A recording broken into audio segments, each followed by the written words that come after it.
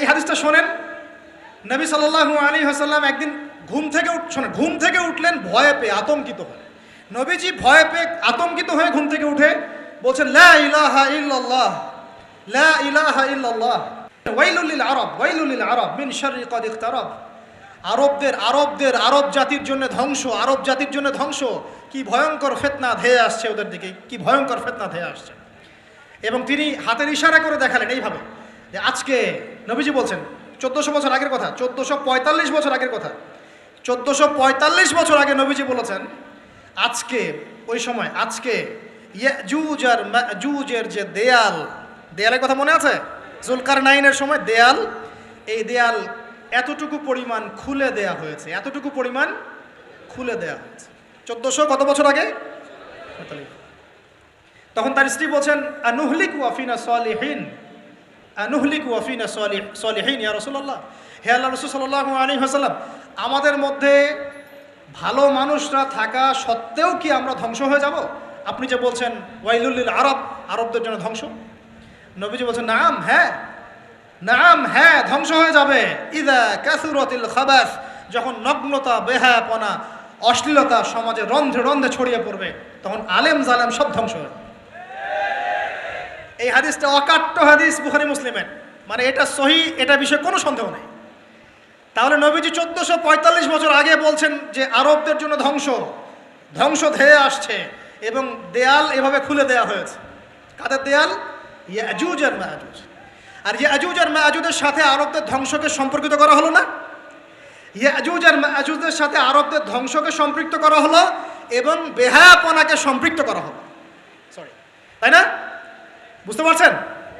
আরব জাতির ধ্বংসের সাথে ইয়াজুজ মাজুজকে কানেক্টেড করা হলো এবং অশ্লীলতাকে, কি বলেন, অশ্লীলতাকে কানেক্টেড করা হলো। এখন আপনি চিন্তা করে দেখেন, সারা বিশ্বে পর্নোগ্রাফি কারা ছড়িয়ে দিয়েছে? বলেন দেখি, পর্নোগ্রাফি কি বেহায়াপনা না? সমাজের ইদা কাসুরাতিল খাবাস, যখন সমাজের রন্ধ্রে রন্ধ্রে বেহায়াপনা ছড়িয়ে পড়লো, ছড়িয়ে পড়ে নাই? মিলান, হাদিসটা মিলান। সমাজের এই মেয়েদের এই যে ফ্যামিলিস্ট রেভলিউশন কারা ছড়িয়ে দিয়েছে? ফ্যামিলিস্ট রেভলিউশন কারা ছড়িয়ে দিয়েছে? ওরা। সমাজে মেয়ে ছেলে একসাথে চলবে একই পোশাকে, কারা ছড়িয়ে দিয়েছে? সমাজে মেয়েদের বেপর্দায় চলার এই সংস্কৃতি কারা ছড়িয়ে দিয়েছে? মাদক আর সুদের সংস্কৃতি কারা ছড়িয়ে দিয়েছে? জেনা, ব্যভিচার, পর্নোগ্রাফি, এগুলো কারা ছড়িয়ে দিয়েছে? এটাই ওই যে খুলে দেয়া হয়েছে। এটা আমার ব্যাখ্যা, এটা আমার বুঝ। পৃথিবীর এমন কোন রাষ্ট্র বাকি রাখে নাই তারা এগুলো ছড়াতে, এমন কোন রাষ্ট্র বাকি নেই। তাহলে সব জায়গায় ছড়িয়ে পড়বে না ইয়াজুজ মাজুজের ফিতনা? ছড়িয়ে পড়েছে। আল্লাহ পাক আমাদেরকে এই সীমা গোলকধাঁধা থেকে হেফাজত করুন, আমিন। আমাদের সংস্কৃতি নিয়ে আমরা বুক ফুলায় বাঁচবো ইনশাআল্লাহ, আমাদের সংস্কৃতি নিয়ে আমরা চলবো ইনশাআল্লাহ। আমাদের কোরআন আছে, হাদিস আছে, আমাদের নবী আছেন, আমাদের সাহাবীরা আছেন, আমাদের দ্বীন আছে ইনশাআল্লাহ। আমাদের অন্য কাউকে প্রয়োজন আছে? এই যে প্রযুক্তিগত কথাগুলো বললাম, একটু মাথা খাটান, এগুলো আমরাই তৈরি করতে পারবো ইনশাআল্লাহ। সব ঢেলে সাজানো যাবে ইনশাআল্লাহ তাআলা। আল্লাহ পাক আমাদেরকে বোঝার তৌফিক দান করুন। আল্লাহ পাক আমাদেরকে আপোষের এই ফিতনা থেকে হেফাজত করুন। ভাইয়ে ভাইয়ে মারামারি লাগিয়ে দিয়ে নাকে তেল দিয়ে ঘুমায় ওরা ভাইয়ে ভাইয়ে মারামারি লাগিয়ে দিয়েছে, ভাই ভাই, মুসলিম মুসলিম, ভাই ভাই, ওরা এখন মারামারি কর, আমরা নাকে তেল দিয়ে ঘুমাই। এই হলো অবস্থা। আর আমরা বুঝতেও পারছি না যেটা আমরা ওদের ষড়যন্ত্রের মধ্যে পড়ে গেছি। আল্লাহ আমাদেরকে মাফ করুন। আল্লাহ সুবহানাহু ওয়া তাআলা আমাদেরকে খেলার ছলে সৃষ্টি করেন নাই, তাই করেছেন কি? আল্লাহ সুবহানাহু ওয়া তাআলা এই পুরো মহাবিশ্ব, আসমান জমিন, সাত আকাশ, এই পৃথিবী, জিন ও মানব জাতি, এই সব কিছুই একটা মহৎ বিশাল উদ্দেশ্যকে সামনে রেখে সৃষ্টি করেছে। আল্লাহ পাক কিন্তু খেলার ছলে এগুলো সৃষ্টি করেন নাই। আপনারা একটু আমার সাথে মনোযোগ দিবেন, তাহলে আলোচনা করে মজা পাওয়া যাবে ইনশাআল্লাহ। খেলার ছলে আল্লাহ পাক কোনো কিছু সৃষ্টি করেন নাই। উদ্দেশ্যটা কি? উদ্দেশ্য হচ্ছে আল্লাহ পাক বলছেন সূরা মুলকের মধ্যে। কোন সূরা? সূরা মুলক। আমরা রাতের বেলা তেলাওয়াত করার অভ্যাস করবো ইনশাআল্লাহ। এটা গুরুত্বপূর্ণ আমল এবং সুন্নাহ। এই সূরার প্রথম দিকে আল্লাহ পাক বলেছেন আল্লাযী খালাকাল মাউতা ওয়াল হায়াতা লিয়াবলুয়াকুম আইয়ুকুম আহসানু আমালা, লিয়াবলুয়াকুম আইয়ুকুম আহসানু আমালা। আল্লাহ পাক এই জীবন মৃত্যু মানে পুরো বিষয়গুলো সৃষ্টি করেছেন একটা উদ্দেশ্যে। উদ্দেশ্যটা হচ্ছে লিয়াবলুয়াকুম আইয়ুকুম আহসানু আমালা। আল্লাহ পাক দেখতে চান আমাদের মধ্যে আমলে শ্রেষ্ঠকে। আল্লাহ পাক দেখতে চান আমাদের মধ্যে আমলে আহসানকে। আহসান শব্দটা কি? আহসান। হাসান মানে হলো উত্তম, আহসান মানে সবচেয়ে উত্তম, কবির মানে হলো বড়, আকবার মানে কি বলেন? সবচেয়ে বড়, সগীর মানে ছোট, আসগর মানে সবচেয়ে ছোট। তো এখানে যে শব্দটা ব্যবহার করা হয়েছে এটাকে আমরা আরবি ব্যাকরণের ভাষায় বলি ইসমে তাফজিল, আর ইংরেজিতে বলি সুপারলেটিভ ফর্ম। কি ফর্মস? সুপারলেটিভ তো বোঝেন, যেটা দিয়ে সর্বোচ্চটা বোঝায়। এখানে হাসান এর সুপারলেটিভ হচ্ছে আহসান। আল্লাহ পাক দেখতে চান এই দুনিয়াতে আমরা আমলে আহসানকে। সুবহানাল্লাহ। আল্লাহ পাক দেখতে চান না গরু খাওয়া মুসলিমকে। আল্লাহ পাক দেখতে চান না জুমার দিনে কে নামাজ পড়তে আসে। আল্লাহ পাক দেখতে চান না ঈদের দিনে কারা নামাজ পড়তে আসে, রমজান মাস আসলে কারা মুসল্লি হয়। আল্লাহ পাক এটা দেখতে চান না। আল্লাহ পাক কি দেখতে চান? আমলে আহসান। আহসান হতে হলে কি গতানুগতিক মুসলিম হলে চলবে না শক্ত মুসলিম হতে হবে? কোনটা? মুসলিম এখন বাংলাদেশে মোটামুটি দুই প্রকার। একটা হচ্ছে সুবিধাবাদী মুসলিম, আর একটা হচ্ছে প্রকৃত মুসলিম। সুবিধাবাদী মুসলিম কেমন? নামাজও পড়ব, সুদও খাবো, আমি যাকাতও দিব, এদিকে ঘুষও নিব। ধরেন যে বছর বছর হজ ওমরা করলাম, আবার অন্যের সম্পদ আত্মসাৎ করছি, মানুষের উপর জুলুম করছি। মানে যে অংশটুকু পালন করতে আমার কোনো সমস্যা নাই, ওই অংশটুকু আমরা পালন করতে কোনো সমস্যা মনে করি না। আর যে অংশগুলো পালন করলে আমার দুনিয়ার ক্ষতি হয়, দুনিয়ার স্বার্থ ক্ষুণ্ণ হয়, সেগুলো আমরা পালন করতে চাই না। এই ধরনের মুসলিমটাকে কি বলে? সুবিধাবাদী মুসলিম। ইংরেজি একটা সুন্দর শব্দ আছে, শব্দটা হলো Protestant version of Islam. Protestant version of Islam. ওই যে প্রোটেস্ট্যান্ট খ্রিস্টান আছে, প্রোটেস্ট্যান্ট খ্রিস্টান, ওই রকম প্রোটেস্ট্যান্ট মুসলিম মানে সুবিধাবাদী মুসলিম। তো সুবিধাবাদী মুসলিমদের জন্য কি জান্নাত? মুসলিম কাকে বলে? মুসলিমের সবচেয়ে সেরা এক্সাম্পল আল্লাহ পাক কোরআনে যেগুলো দিয়েছেন তারা হচ্ছেন নবীগণ। তারা কারা? নবীগণ। এবং সর্বশ্রেষ্ঠ নবীকে মুহাম্মদ রাসূলুল্লাহ সাল্লাল্লাহু আলাইহি ওয়াসাল্লাম। সেই সর্বশ্রেষ্ঠ নবী মুহাম্মদ সাল্লাল্লাহু আলাইহি ওয়াসাল্লামকে আল্লাহ পাক একজন নবীর দৃষ্টান্ত দিয়ে মুসলিম হওয়ার কথা বলছেন, আর মুসলিম হওয়ার উৎসাহ দিচ্ছেন। কিভাবে? সেই নবীর নাম হচ্ছে ইব্রাহিম আলাইহিস সালাম। আল্লাহ পাক সূরা বাকারা পড়ে দেখবেন, শুরুর দিকে আছে, প্রথম পারার একদম শেষের দিকে। আল্লাহ পাক বলছেন বা'দা আউযু বিল্লাহি মিনাশ শাইতানির রাজীম ইয ক্বালা লাহু রাব্বুহু আসলিম। হে নবী মুহাম্মদ সাল্লাল্লাহু আলাইহি ওয়াসাল্লাম, যখনই আমি আল্লাহ ইব্রাহিমকে বলেছিলাম আত্মসমর্পণ করো, বুঝুন কথাটা, যখনই আমি আল্লাহ ইব্রাহিমকে বলেছিলাম আত্মসমর্পণ করো, ক্বালা ইব্রাহিম বলেছিল আলাইহিস সালাম আসলামতু লিরাব্বিল আলামিন, আমি জগৎসমূহের প্রতিপালকের নিকটে কি করলাম? আত্মসমর্পণ করলাম। এটা কেমন ছিল আত্মসমর্পণ? আল্লাহ পাক বলেছেন তোমার স্ত্রী এবং সন্তানকে রেখে আসো। কোথায়? কোথায়? জনমানব শূন্য জায়গায়।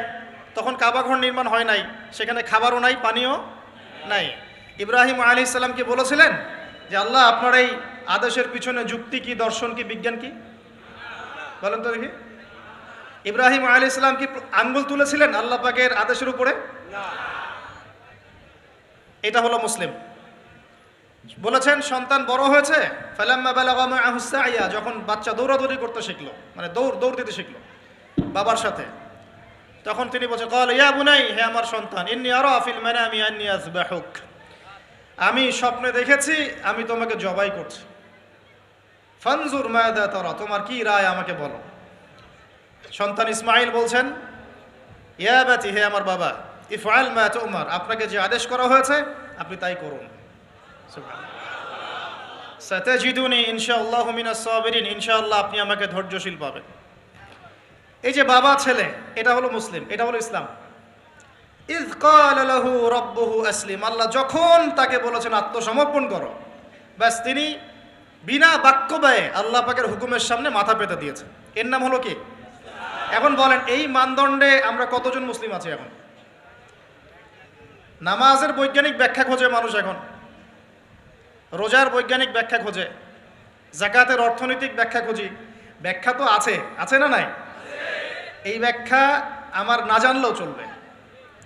ব্যাখ্যা আছে, ব্যাখ্যা মিলতে পারে, আবার আমার মানে সংকীর্ণ বুদ্ধিতে নাও আসতে পারে।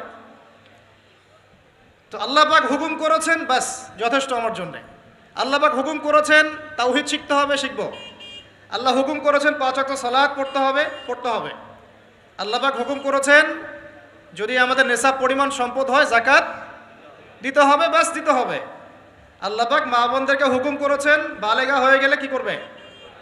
বালেগা হওয়ার আগেও পর্দা করার সিস্টেম আছে, মানে চর্চা করতে হবে। মা বোনদেরকে পর্দা করতে বলেছেন, ব্যাস পর্দা করতে হবে। আল্লাহ পাক বলেছেন সামর্থ্য হয়ে গেলে হজ করো। আল্লাহ পাক আমাকে আপনাদের সবাইকে হজ করার তৌফিক দান করুন, হজ করবে। আল্লাহ পাক বলেছেন যেখানে জুলুম হচ্ছে একে প্রতিহত করো, করতে হবে। প্রতিহত করার অর্থ এই নয়। প্রতিহত করার অর্থ কি? প্রতিহত করার কয়েকটা অর্থ থাকে। সামর্থ্য থাকলে হাত দিয়ে, সামর্থ্য থাকলে কি দিয়ে? আপনার কি সে সামর্থ্য আছে? ব্যাস নাই। ওয়াইল্লাম ইয়াস্তাতি, যদি না পারো ফাবি কি লিসানিহি, ফাবি লিসানিহি, জবান দিয়ে কথা বলেন। আপনার কথা বলার স্বাধীনতা নাই? আছে তো? সত্যি আছে? মাশাআল্লাহ। আচ্ছা, তাহলে জবান দিয়ে বলবেন। তাহলে কি বলবেন? জবান দিয়ে বলবেন, যতদূর পারেন বলবেন। আর ওয়াইল্লাম ইয়াস্তাতি, যদি এটাও করতে না পারো তাহলে ফাবি কলবিহি, অন্তর থেকে ঘৃণা করো। ঘৃণা কি আছে? লিযালিকা আদআফু মিনাল ঈমান, এটা হলো ঈমানের সবচেয়ে নিচু অংশ। এরপরে ঈমানের কোনো অংশ নাই। মানে অন্যায়, অবিচার, জুলুম, পাপাচার দেখেও যাদের মনের মধ্যে ঘৃণাও আসছে না, আমরা আর মুমিন নাই। সত্যি কথা এটা, এটাই সত্য কথা। আমরা মানি আর না মানি, আল্লাহ পাকের শাস্তি আসার আগেই তওবা করে ফিরে আসা উচিত। আল্লাহ পাক তৌফিক দান করুন। তো ইসলাম বোঝাচ্ছিলাম যে দেখুন, যখন আল্লাহ পাকের যে হুকুম চলে আসবে তার সামনে আত্মসমর্পণ করার নাম কি? ব্যাস এই হলো ইসলাম। এখন বলেন সত্যিকার অর্থে আমাদের সমাজে এই সুবিধাবাদী মুসলিমদের সংখ্যা বেশি না প্রকৃত মুসলিমদের সংখ্যা বেশি? আল্লাহ পাক বলেছেন আমাদেরকে প্রকৃত মুসলিম হতে। আল্লাহ পাক দেখতে চান, এই সৃষ্টির উদ্দেশ্য কি? আল্লাহ দেখতে চান সবচেয়ে শ্রেষ্ঠ মুসলিম কারা। সুবহানাল্লাহ, সুবহানাল্লাহ। আল্লাহ পাক আমাদেরকে শ্রেষ্ঠ মুসলিম হওয়ার তৌফিক দান করুন। এখন এই কাজটা তো সহজ না। কাজটা কি সহজ? কাজটা কিন্তু এত সহজ না। তো কাজটাকে সহজ করার জন্য আমরা আল্লাহর তৌফিক কামনা করি। আল্লাহ পাক আমাদের সবাইকে তৌফিক দান করুন। সর্বপ্রথম আল্লাহ পাক আমাদেরকে দান করুন আল্লাহ পাকের রহমত। আল্লাহ পাক আমাদেরকে দান করুন আল্লাহ পাকের মারেফত, আল্লাহ পাকের দ্বীনের বুঝ, নেক হায়াতের মধ্যে বরকত এবং সঠিক বেঠিক ভালো মন্দ বোঝার ক্ষমতা এবং হক চিনে গেলে তার উপর অটল থাকার তৌফিক। আল্লাহ পাক আমাদের সবাইকে এগুলো দান করুন। এখন আজকের যে কথাটা বলতে চাচ্ছি যে আমরা যদি আমাদের জীবনটা কাজে লাগিয়ে আল্লাহ পাকের রেজামন্দি হাসিল করতে চাই, সমকালীন ফিতনাময় প্রেক্ষাপটটা আরও কঠিন বেশি। আগের প্রেক্ষাপটটা যতটা কঠিন ছিল, আস্তে আস্তে প্রেক্ষাপট কি হচ্ছে? আরও কঠিন হচ্ছে। যেমন পুরো বিশ্বের ক্ষমতা একসময় মুসলিমদের হাতে ছিল, এখন আছে কি? পুরো বিশ্বের অর্থনৈতিক চালিকা শক্তি একসময় মুসলিমদের হাতে ছিল, এখন কি আছে? পুরো বিশ্বের আপনার বিজ্ঞান প্রযুক্তি বলেন, সামরিক বিষয়গুলো বলেন, সেনাবাহিনী বলেন, হ্যাঁ, রাষ্ট্রীয় কাঠামো বলেন, খেলাফা বলেন, যত বড় বড় কথা শব্দগুলো, এগুলো একসময় মুসলিমদের হাতে ছিল। কাদের হাতে ছিল? এখন কি পুরো বিশ্বের কন্ট্রোল মুসলিমদের হাতে আছে? পুরো বিশ্বের অর্থনৈতিক কন্ট্রোল আছে? পুরো বিশ্বের পলিটিক্যাল কন্ট্রোল, পুরো বিশ্বের এই যে বড় বড় অস্ত্রশস্ত্রগুলো মুসলিমদের হাতে আছে? মিডিয়াগুলা, প্রযুক্তি? তো এখন প্রেক্ষাপট তাহলে আরও বেশি জটিল। তার উপরে আবার সামাজিক ফিতনা আছে, বেপর্দার ফিতনা আছে, পর্নোগ্রাফি আছে, জুয়া আছে, কিশোর গ্যাং আছে, মাদকাসক্তের সয়লাভ আছে, বেপর্দা নারীদের সয়লাভ আছে না? মিডিয়ার প্রোপাগান্ডা আছে, জুলুম আছে, কত কি আছে। তো এই সব কিছু মিলায় এই যুগে তো চলা আরও কঠিন কিনা? এই যুগে চ্যালেঞ্জটা আরও কঠিন কিনা? এজন্যই এরকম একটা যুগের কথা বলে নবী সাল্লাল্লাহু আলাইহি ওয়াসাল্লাম সুসংবাদ দিয়েছেন আমাদেরকে। কি সুসংবাদ? নবীজি বলছেন, ইন্না মিন ওয়ারাকুম জামানা সাবরিন, বলেন সাল্লাল্লাহু আলাইহি ওয়াসাল্লাম, তোমাদের সামনে একটা কঠিন সময় আসছে, কঠিন সময়। উদাহরণ দিতে গিয়ে নবীজি বলছেন সময়টা এমন কঠিন যে হাতের মধ্যে আগুন ধরাটা যতটা কঠিন, হাতে ঈমান ধরে রাখা অত কঠিন হবে। আগুন ধরা কঠিন না সহজ? আগুন ধরা কঠিন না সহজ? নিঃসন্দেহে কঠিন। তাহলে ঈমান ধরে রাখাটাও হবে ওই রকম কঠিন। তার মানে বুঝতে পারছি এখন আমরা যারা ঈমান নিয়ে চলাফেরা করার দাবি করছি কিন্তু ওই রকম হিট ফিল করছি না, তাহলে ঈমানেও সমস্যা নাকি? আচ্ছা, নবীজি বলছে সুসংবাদ হচ্ছে ওই জামানাতে যদি তোমরা আমার সুন্নতের উপরে অটল থাকতে পারো, ভালো করে শোনেন দিনী ভাইরা, ওই রকম ফিতনাময় পরিবেশে কঠিন জামানায় যদি তোমরা আমার সুন্নত, আমার আদর্শের উপরে অটল থাকতে পারো, আল্লাহ পাক তোমাদেরকে 50 জন শহীদ সাহাবীর নেকি দিবেন ইনশাআল্লাহ। তাহলে আমাদের তো পথ পেয়ে গেলাম, আমরা কি এই সমাজ থেকে এখন পালিয়ে যাব না এখানে থেকেই পরিবর্তনের চেষ্টা করব? কোনটা? ব্যাস, আমাদের কাজও পেয়ে গেলাম। তো এখন এই পুরো কাজ, নিজে আমল করা, দিন শেখা, পরিবার, সমাজ, দিনের দাওয়াত, এই সব কিছুকে একসাথে রেখে, সামনে রেখে মোটামুটিভাবে 5টা কাজ আমাদেরকে করতে হবে। রাজি আছেন ইনশাআল্লাহ? কয়টা কাজ করবো ভাই? আসলে বললে অনেক বলা যায়, কিন্তু এতগুলো আপনি মনে রাখতে পারবেন না। আর আমি একটা জিনিস আপনাদেরকে বলে দেই যে একদিনের ওয়াজ মাহফিল দিয়ে দিন কায়েম হবে না। কথা বুঝতে পারছেন? এই যে ওয়াজ হলো, আয়োজন হলো, আপনারা আসলেন, লেকচার শুনলেন, আমি আসলাম 8 ঘন্টা জার্নি করে, আবার 8 ঘন্টা জার্নি করে গেলাম, 1-1.5 ঘন্টা আলোচনা করলাম, এটাই সব কিছু না। এখানে আপনাদের নিবেদিত প্রাণ কিছু ভাই তৈরি করতে হবে, যারা এখানে দিনের মেহনত করবেন, দাওয়াতের মেহনত করবেন, শিক্ষা প্রতিষ্ঠান গড়ে তুলবেন, একটা কমিউনিটি গড়ে তুলবেন, এক কথা একটা ইসলামী কমিউনিটি গড়ে তুলবেন। এটা না হওয়া পর্যন্ত একদিনের মাহফিল দিয়ে কিচ্ছু হবে না। তা আপনারা কি একদিনের মাহফিল করতে চান না দিনের দাওয়াতের কাজ সারা জীবন করতে চান? কোনটা? আল্লাহ কবুল করুন। এই জন্যই বলেছি এবার আরও অনেক কথাই বলেছি, সামনে আরও শুনবেন ইনশাআল্লাহ, যে এই রাতের বেলা এই যে সারা রাত জেগে জেগে ওয়াজ করা, 11টা 12টা 1টা, হ্যাঁ, এই সুন্নতটা চেঞ্জ করতে হবে। এই সুন্নতটা কি করতে হবে? চেঞ্জ করতে হবে। সর্বোচ্চ রাত 10টা যথেষ্ট। কারণ হচ্ছে এখান থেকে যদি বাসায় যাই, রাস্তায় তো আমার 4-5-6 ঘন্টা চলে যাবে, রাতের ঘুম নাই। এভাবে যদি দিনের পর দিন কেউ রাতে না ঘুমায়, শরীর ভালো থাকবে? ওই রকম সতেজ মাথা নিয়ে কি দিনের কাজ করতে পারবো? আর আপনারা রাত জেগে জেগে ওয়াজ শুনলেন, ফজরের নামাজ নাই, লাভ হলো? এজন্যে এবার অনেক মাহফিল আমি নিজেও ক্যান্সেল করে দিয়েছি। ভাই মাহফিল আমি এভাবে করতে পারবো না, আল্লাহর ওয়াস্তে মাপ চাই। যদি বাদ জোহর বা বাদ আসর বলেন যেতে পারবেন, তাহলে বাসায় গিয়ে রাত্রেবেলা ঈশার নামাজ পড়ে ঘুমানো যাবে, ফজরের পর থেকে পড়াশোনা করা যাবে।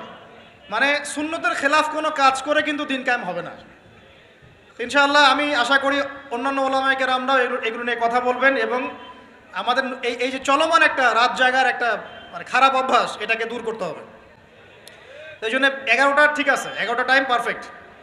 তা আমরা ওই 5টা বিষয় শিখবো ইনশাআল্লাহ। তার আগে বলছিলাম একদিনের ওয়াজ দিয়ে কিচ্ছু হবে না, আপনাদের মধ্যে কিছু নিবেদিত প্রাণ মানুষ তৈরি করতে হবে। প্রত্যেকটা জায়গায় একটা করে দারুল ইলম মানে জ্ঞানের মার্কাজ দরকার। কিসের দরকার? এখানে মসজিদ, মাদ্রাসা, ঈদগাহ সব মিলে একটা ক্যাম্পাস থাকতে হবে।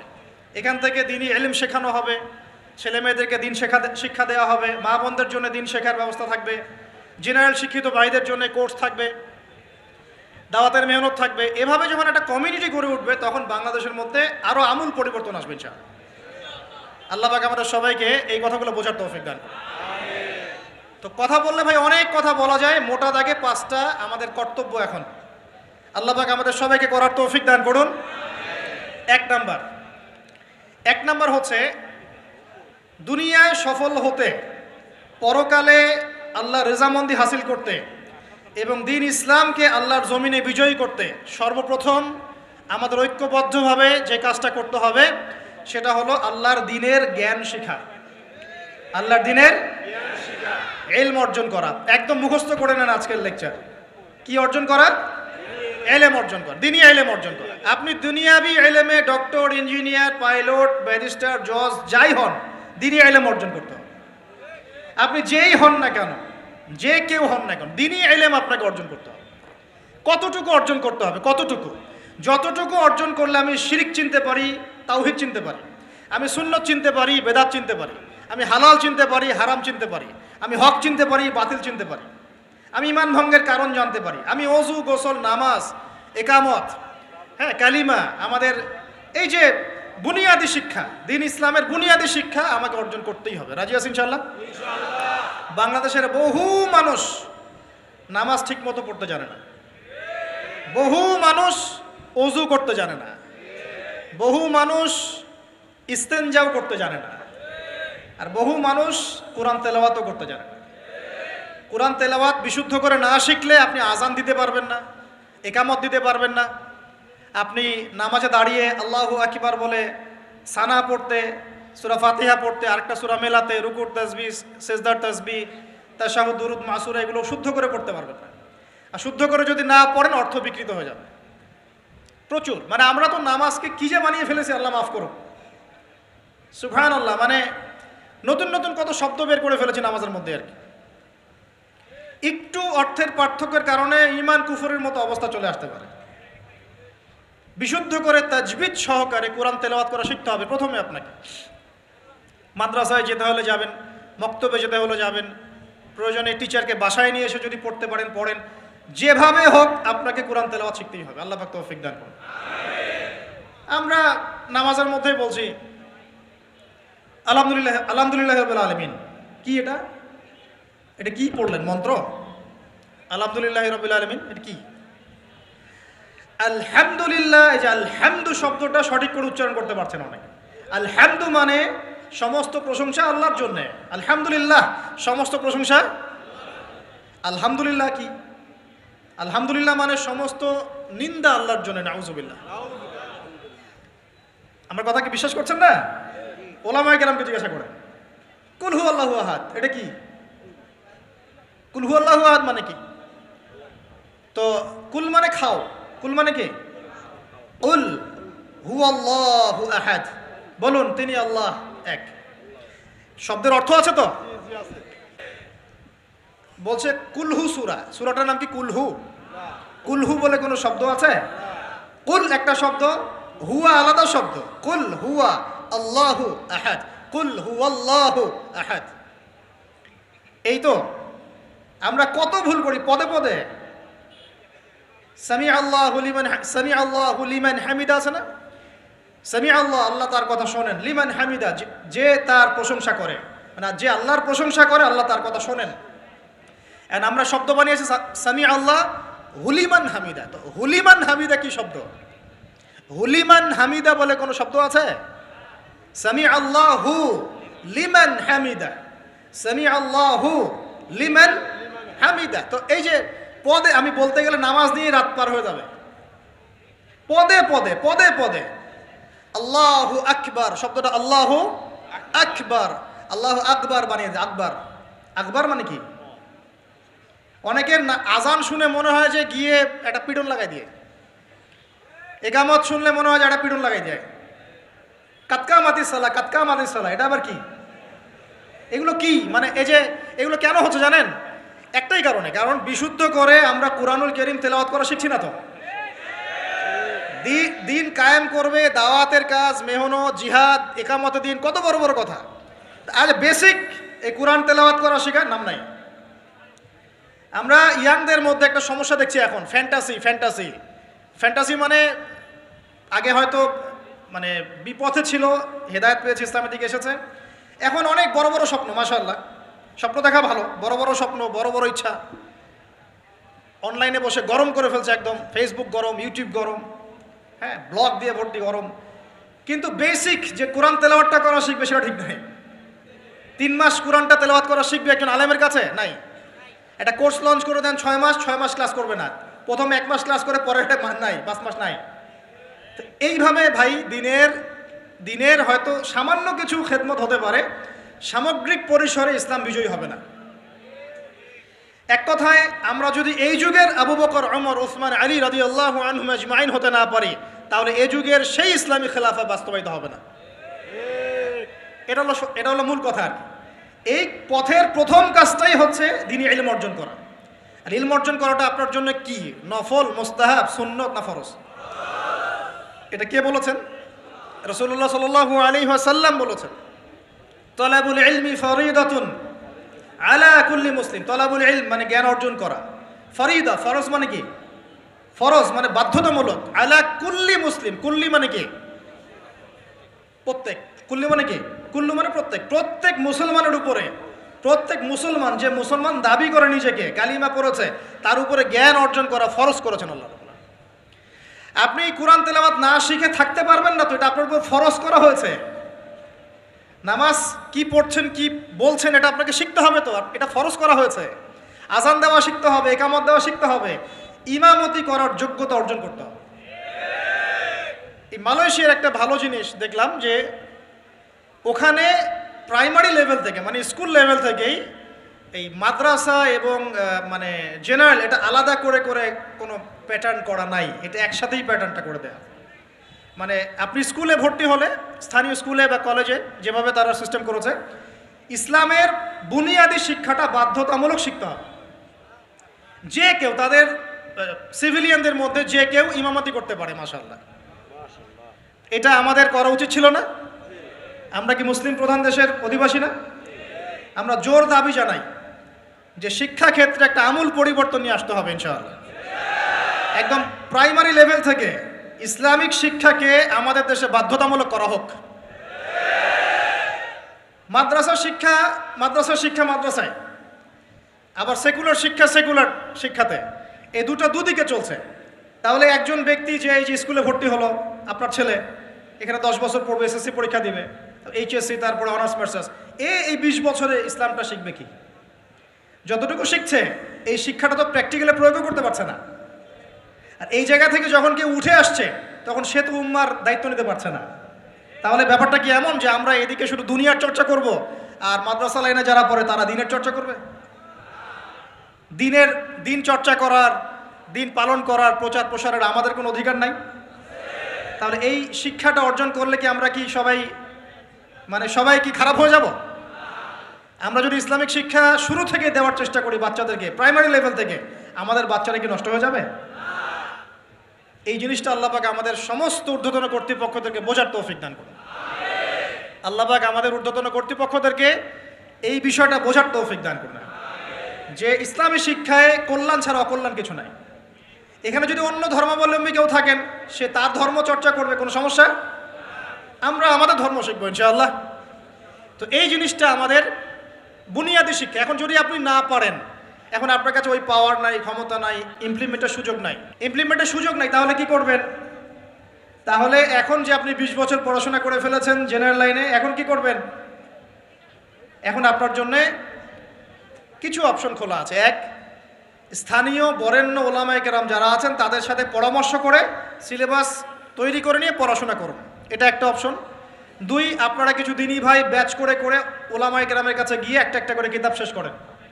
2, 3, অনলাইনে কিছু কোর্সেস চলছে, এই কোর্সেসগুলো করতে পারেন, কাজে দিতে পারে। তবে অনলাইনে কোর্স অফলাইনের মতো হয় না। অফলাইনে ওস্তাদদের সামনে বসে যে পড়াশোনা, এটা অনলাইনে পাবেন না আপনি, ঠিক আছে? অথবা আপনার যদি সুযোগ থাকে তাহলে প্যাটার্ন চেঞ্জ করে এই প্যাটার্নে যেতে হবে। এগুলো ছাড়া তো আপনার সামনে কোনো অপশন খোলা নাই। যে আমরা যদি মাদ্রাসাগুলোতে এবং আমাদের শিক্ষা প্রতিষ্ঠানগুলোতে জেনারেলদের জন্য আরবির কোর্স আর মাদ্রাসা শিক্ষার্থীদের জন্য জেনারেল কোর্স রাখি, তাহলে উভয়ে শিক্ষিত হতে পারবেন। মনে করেন এই ভাই মাদ্রাসায় পড়েছেন, মাশাআল্লাহ, তিনি মাদ্রাসার সব জ্ঞানই রাখেন আলহামদুলিল্লাহ, কিন্তু সায়েন্স শিখতে পারেন নাই, নামাজ শিখতে পারেন নাই, ওযু শিখতে পারেন নাই। এখন এই ভাইকে কি করবেন? এই ভাইকে ইসলামিক কিছু ডিপ্লোমা কোর্সের আওতায় আনতে হবে, এনে অফলাইন বা অনলাইনে শিক্ষা দিয়ে তাকেও মানুষ করে গড়ে তুলতে হবে। এই তো যদি আমরা চিন্তা করি, আমরা চিন্তা করতে হবে আমাদেরকে জাতি নিয়ে, বড় বড় কথা বললে হবে না তো।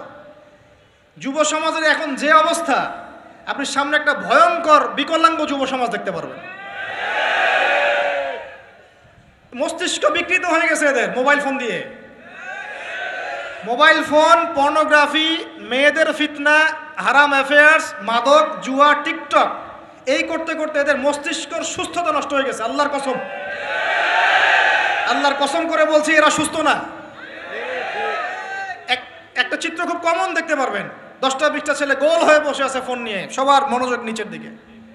ওয়ার্ল্ডে কি হচ্ছে, আসমানে কি হচ্ছে, জমিনে কি হচ্ছে, কোথায় মুসলিমদের উপর বোম পড়লো, কোনো ফিকিরই নাই ওর। আপনি মনে করেছেন যে এই যুব সমাজ আগামীতে দেশের হাল ধরবে? আমি হলফ করে বলতে পারি কোনোদিন দেশের উপকার করতে পারবে না। আপনি নষ্ট করে ফেলছেন যুব সমাজকে, নষ্ট করে ফেলছেন একদম। এদেরকে সুস্থতার দিকে নিয়ে আসতে হলে ইসলামী শিক্ষার কোনো বিকল্প নাই, নামাজের কোনো বিকল্প নাই।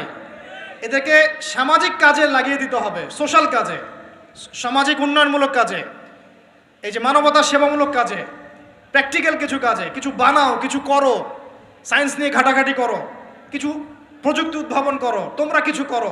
দেখেন আমরা যত কিছু ব্যবহার করি সব কিছু কিন্তু ইহুদি খ্রিস্টানদের।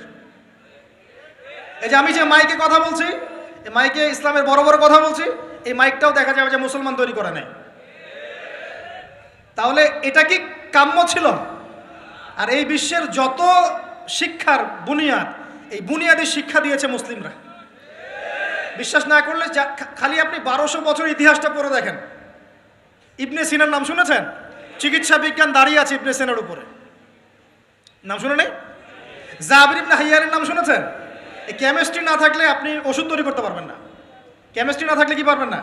মেডিসিন তৈরি করতে পারবেন না। এটা দাঁড়িয়ে আছে কেমিস্ট্রি জাবির ইবনে হাইয়ানের উপরে, যাকে ইউরোপে বলে গ্যাবর ইবনে হাইয়ান।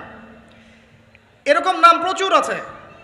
আপনি এই যে ম্যাথামেটিক্সের কথা বলেন, জ্যোতির্বিদ্যার কথা বলেন, তারপরে প্রাণীবিদ্যার কথা বলেন, এই রক্ত সংবহন যন্ত্রের কথা বলেন, এক একটা সাবজেক্ট ধরে ধরে দেখেন, সবগুলার গোড়ার মধ্যে আমাদের মুসলিম মনীষীদের অবদান আছে। এমনকি এই যে পুরো বিশ্বের যে দর্শনগুলো চলছে, যত দর্শন, ফিলোসফিক্যাল থটস, আমরা ফিলোসফি পড়েছি, এই ফিলোসফিগুলোর গোড়ায় গিয়ে আপনি দেখবেন সব মুসলিম দার্শনিকদের নাম লেখা আছে। আমরা ইমাম গাজালির নাম জানি না, ইবনে রুশদের নাম জানি না, হ্যাঁ, আমরা অনেক কিছু জানি না। আসলে আমরা শেকড় ভুলে গেছি এখন। বিশ্বাস করেন, আমরা এই যে প্রযুক্তি, মোবাইল ফোন, টিকটক, মেয়েদের পিছনে ঘুরতে ঘুরতে, অ্যাফেয়ার, বাইক চালানো, আমরা আমাদের জীবনের লক্ষ্যই ভুলে গেছি। আল্লাহ পাক আমাদের যুব সমাজকে তাদের জীবনের লক্ষ্য বোঝার তৌফিক দান করুন। ভাই, আল্লাহ পাক আপনাকে এমনি এমনি সৃষ্টি করেন নাই, আমাকে এমনি এমনি সৃষ্টি করেন নাই। আল্লাহ পাক চান আমাদের কাছে আমরা যেন তার দ্বীনের জ্ঞান অর্জন করি এবং এই জ্ঞান অনুযায়ী আমল করি। এই আমলটা সমাজে ছড়িয়ে দেই, ইসলামের দাওয়াতের মেহনত ছড়িয়ে দেই, যাতে একটা সময় হলেও যেন আল্লাহর জমিন, আল্লাহর দ্বীন কায়েম হয়। এটা আল্লাহ পাক চান আমাদের কাছে। আল্লাহ পাক আমাদেরকে এই জন্য সৃষ্টি করেন নাই যে একটা মেয়ের জন্য আত্মহত্যা করে ফেলবেন। একদম একটা মোবাইল ফোন একটা মেয়েকে কিনে দিয়েছেন, তার জীবন নষ্ট করে ফেলেছেন। যে বাবারা মেয়েদেরকে ফোন কিনে দিয়েছেন, জীবন নষ্ট করে ফেলেছেন এবং তার মাধ্যমে আরো 10টা ছেলেরও জীবন নষ্ট করেছে। আর সত্যি কথা বলছি, এখন আমরা তো ঢাকা শহরে থাকি, মানে এখানে ছেলেদের চেয়ে মেয়েরা বেশি পথ। হ্যাঁ, খুব ভালো লাগে ওদের। কি ভালো লাগে? একটা ছেলের সাথে বাইকে করে ঘুরবে, টাকা খসাবে, এখানে ওখানে ডেট করবে আস্তে আস্তে। এগুলোতে খুব মজা পায়। এগুলোর জন্য কি তাকে সৃষ্টি করা হয়েছে? আপনি বলেন, এই মেয়েদেরকে আপনি যখন ঘরে নিয়ে আসবেন, আমি নারী বিদ্বেষী কথা বলছি না, নারীদেরকে আমরা অনেক অনেক সম্মান করি, অনেক শ্রদ্ধা করি। আর আমাকে জন্ম দিয়েছেন একজন নারী, আমাকে দিনের পথে চলতে আত্মবিশ্বাস যোগায় পিছন থেকে, ঘরের নারী যোগায় কি না? আমার নিজের কন্যা সন্তান আছে, আমরা মেয়ের বাবা। কিন্তু এখন যে টিকটক জেনারেশন মেয়েদেরকে আপনি তৈরি করছেন, ফোন হাতে তুলে দিয়ে ডেটিং করছে, বাইকের পিছনে ছেলের সাথে ঘুরছে, কোনোদিন ধর্ষণের শিকার হচ্ছে, এই মেয়েদেরকে ঘরে নিয়ে আসার পরে এদের গর্ভ থেকে কি আপনি ইসমাইলের মতো সন্তান পাবেন? এদের সাথে তোমরাও দেখা যায় যে অনেক সময় প্রেম করতে ভালো লাগে, এই মেয়েদেরকে কেউ বিয়ে করবে না। এ ধরনের নারীদের সাথে মানুষ প্রেম করতে মজা পায়, কেউ সম্মান করে বিয়ে করতে চায় না, করলেও দেখবেন 2-1 বছরের মধ্যেই নাই সেই সম্পর্ক, গায়েব। তো অনেক দূর চলে আসলাম, এত দূর আসতে চাইনি, কথার পিঠে চলে আসলো যে সমস্যা হচ্ছে গোড়ায় আমরা আমাদের যুবক যুবতী, আমাদের ছেলে মেয়েদেরকে দিনই বুনিয়াদি ইসলামী শিক্ষা দিচ্ছি না। এটা শিক্ষা দেওয়ার দায়িত্ব প্রত্যেক পিতার, প্রত্যেক মাতার। সে মাদ্রাসায় পড়ুক আর জেনারেল লাইনেই পড়ুক, আপনাকে শিক্ষা নিশ্চিত করতে হবে। কিভাবে করবেন এই হেডেক এখন আপনার, আমার আর হেডেক নাই, আমি দিয়ে দিলাম হেডেক আপনাকে। এই হেডেকটা আমার মাথায় ছিল, আপনাকে দিয়ে দিলাম, আপনি চিন্তা করেন কিভাবে করবেন। এখন আমি জ্ঞানতাত্ত্বিক কথা এজন্য বললাম বেশি করে, প্রথম ফরজ আপনার উপরে ইকরা বিসমি রাব্বিকাল্লাযী খালাক। এখন চিন্তা করেন, হেরা গুহায় নবী সাল্লাল্লাহু আলাইহি ওয়াসাল্লাম বসে আছেন, জিবরাইল আলাইহিস সালাম এসে তার সামনে প্রথম যে আয়াতটা ওহী করলেন, সেই আয়াতটা নামাজের আয়াত ছিল না, সে একটা জাকাতের আয়াত ছিল না, সেই আয়াতটা রোজা রাখো আয়াত ছিল না, এমনকি মূর্তি পূজা করো না এমনও ছিল না। কি ছিল ভাই? ইকরা, আপনি পড়ুন, আপনি পড়ুন, হে নবী আপনি পড়ুন। নবীজি কিন্তু পড়তে জানতেন না, আপনারা জানেন কি? নবী সাল্লাল্লাহু আলাইহি ওয়াসাল্লাম কিন্তু লিখতে পড়তে জানতেন না। আল্লাহ পাক এমন একজন মানুষকে সুবহানাল্লাহ শেষ নবী করেছেন যিনি লিখতে জানতেন না, পড়তে জানতেন, যাতে কাফেররা এই অপবাদ দিতে না পারে তুমি আগের কিতাবগুলো থেকে দেখে দেখে লিখে নিয়ে আসছো। সুবহানাল্লাহ, আল্লাহু আকবার। তো নবী সাল্লাল্লাহু আলাইহি ওয়াসাল্লাম বলেন মা নবী কারি, আমি তো পড়তে জানি না। তিনি কি বলছেন? সহিহ বুখারী খুলে দেখেন দ্বিতীয় হাদিসটা, মা নবী কারি, আমি তো পড়তে জানি না। তারপরেও জিবরাইল আলাইহিস সালাম বলেন ইকরা, আপনি পড়ুন, বিসমি রাব্বিকাল্লাযী খালাক, আপনার রবের নামে যিনি আপনাকে সৃষ্টি করেছেন। সুবহানাল্লাহ। সর্বপ্রথম এই জ্ঞানতাত্ত্বিক বিপ্লব হয়েছে মক্কার মাটিতে, তখনই আবু বকর, ওমর, ওসমান, আলীর মতো সাহাবী তৈরি হয়েছে। জ্ঞান ছাড়া শুধু বড় বড় কথা দিয়ে আর জ্ঞানহীন আমল দিয়েও কোনো কাজ নাই। জ্ঞানহীন আমল দিয়ে কিন্তু খুব একটা কাজ হয় না। আপনি হয়তো মনে করছেন যে আমি ইমাম সাহেবকে জিজ্ঞাসা করে নেবো, ব্যাস হয়ে গেল। কিন্তু জ্ঞান অর্জন করে আমল করার যে স্বাদ আর জ্ঞানহীন আমলের স্বাদ কখনো এক না। শুধু একটা হাদিস শোনা যান যে মেসওয়াক করি আমরা, যে দাঁত ব্রাশ করি, মেসওয়াক করি, যে ব্যক্তি মেসওয়াক করে এটা আল্লাহর কাছে অনেক বেশি পছন্দের। আল্লাহ পাক ভালোবাসেন মেসওয়াক করনেওয়ালাকে। এটা যখন আপনি জানলেন, এরপর যখন আপনি ব্রাশ করতে যাবেন, মেসওয়াক করতে যাবেন, আমলে স্বাদ পাবেন না? অজু করলে গোনাগুলো ঝরে যায়, যখন আপনি জানলেন যে অজু করলাম আমার অঙ্গ দিয়ে গোনা ঝরে যাচ্ছে, এটা ফিল করে অজু করলে স্বাদ পাবেন। নামাজে দাঁড়িয়েছেন, নামাজের প্রত্যেকটা শব্দ যদি আস্তে আস্তে পড়েন, ধীরে ধীরে অর্থগুলো বোঝার চেষ্টা করেন, নামাজের স্বাদ পাবেন। শুধু হাতটা তুলে শেষ রাতে আল্লাহকে বললেন যে আল্লাহুম্মা আতিনা ফিদ দুনিয়া হাসানা ওয়া ফিল আখিরাতি হাসানা ওয়া কিনা আযাবান নার। আল্লাহ আমাদেরকে দুনিয়াতে আপনি কল্যাণ দেন এবং পরকালেও কল্যাণ দেন। আল্লাহ আমাদেরকে জাহান্নামের আগুন থেকে বাঁচান। এই যে ফিলিংস, এটা আপনি না বুঝে পড়লে পাবেন না। না বুঝে পড়লে একটা চর্চা, প্র্যাকটিস হয়, কিন্তু রুহানিয়াত আসে না। তো প্রিয় দিনী ভাইরা, এই জন্য শিক্ষা, জ্ঞান, দিনী ইলম অর্জন সবার আগে। আল্লাহ পাক আমাদের সবাইকে দিনী ইলম অর্জনের তৌফিক দান করুন। আল্লাহ পাক আমাদের দিনী খেদমতগুলো কবুল করুন, আমিন। 1 নাম্বার আলোচনা শেষ। 2 নাম্বার আলোচনা করলে এক দিয়ে শেষ হয়ে যাবে রাত। শিখলাম কি? দিনী ইলম অর্জন করতেই হবে, এটা নফল মুস্তাহাব কিছু নয়। এটা কি? যেভাবে পারেন সেভাবে করবেন। রাজি আছেন ইনশাআল্লাহ? নিয়াত করতে পারি যে আগামী 1 বছরের মধ্যে, 1 বছর সময় দিলাম, আগামী 1 বছরের মধ্যে আমরা কোরআন বিশুদ্ধ করে তেলাওয়াত করা শিখবো ইনশাআল্লাহ। শুধু তাই না, যারা কোরআন তেলাওয়াত করতে জানি, 1 বছরের মধ্যে কোরআনের শুরু থেকে শেষ পর্যন্ত, আলিফ লাম মিম থেকে মিনাল জিন্নাতি ওয়ান নাস পর্যন্ত অন্তত একবার পুরো খতম দেবো ইনশাআল্লাহ।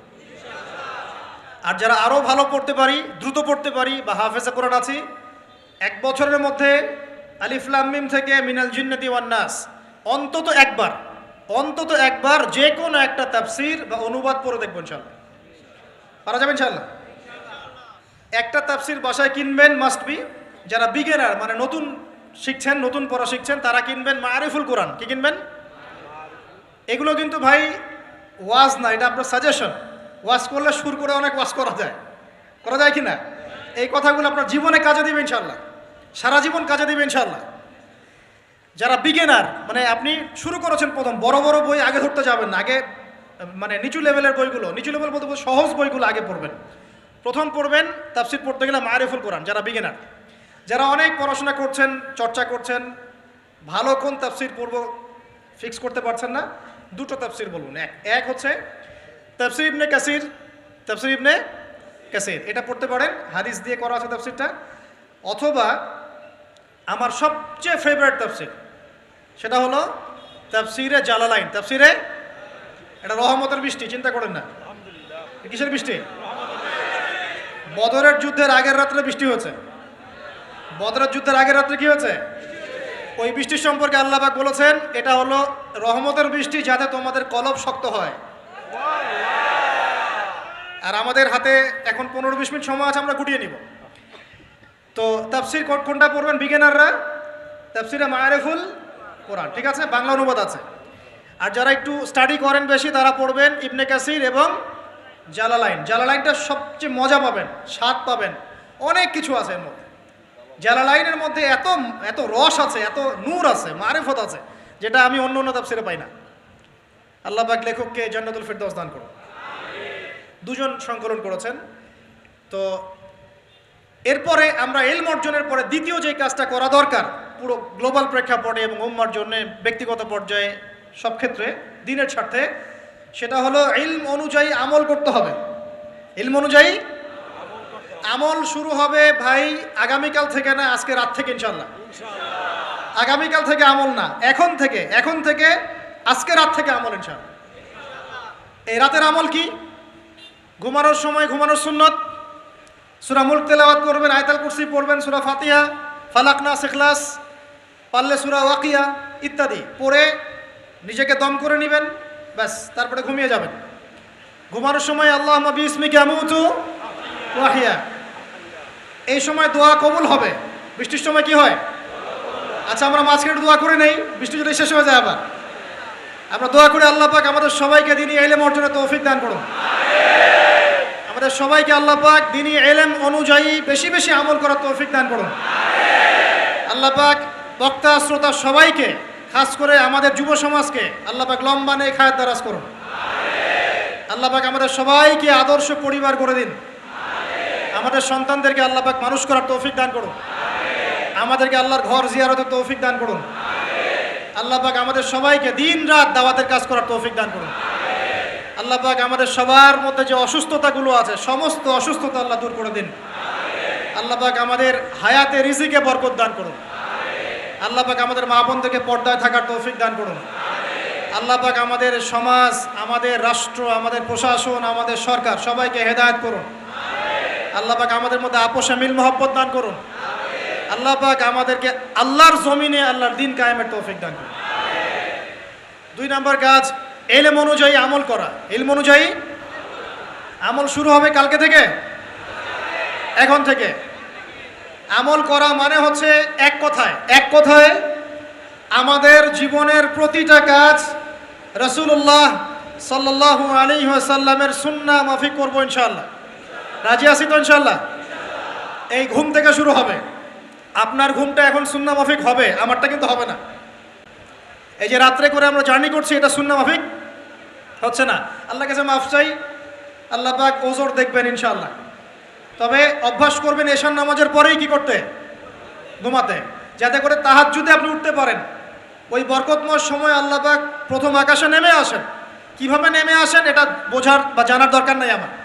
আল্লাহ পাকের রহমত নেমে আসে। আল্লাহ রাব্বুল আলামিন আহ্বান করতে থাকেন, কে আছো আমার কাছে কিছু চাইবে আমি তোমাকে দিব। কে আছো আমাকে ডাকবে আমি তোমার ডাকে সাড়া দিব। কে আছো আমার কাছে ক্ষমা চাইবে আমি তোমাকে ক্ষমা করে দিব। আমরা তখন ঘুম, মাশাআল্লাহ।